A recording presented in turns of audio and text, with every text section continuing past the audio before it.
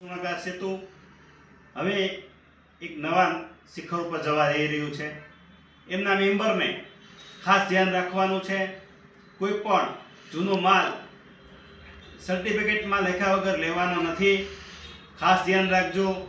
અને ગ્રુપની અંદરમાં તમે જોડાયેલા હો, મેમ્બર ના હો ને જોડાયેલા હોય તો કોઈ મદદ મળશે નહીં. મદદ માત્ર ને માત્ર રજિસ્ટ્રેશન મેમ્બર હશે એમને જ મળશે.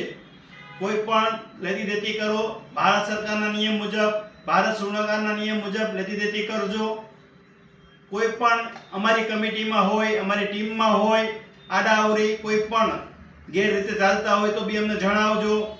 કોઈ પણ સાથે કોઈ સેટિંગ વાળો વ્યવહાર કરશે તો એ ભારત સુર્ણકાર માન્ય રાખતી નથી. ભારત સુર્ણકારને ખોટી રીતે બદનામ થાય નહીં. ખાસ ધ્યાન રાખવું.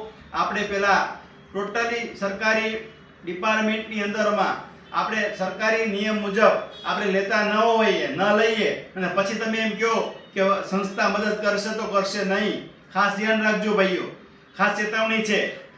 ભારત સરકારના નિયમ મુજબ, ભારત સુર્ણકારના નિયમ મુજબ આપ ધંધો કરો અને સુરક્ષિત રહ્યો.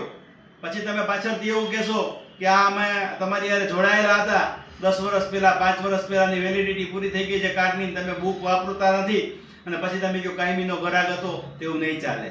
અસ્તુ વંદે માતરમ. ભારત માતાની જય.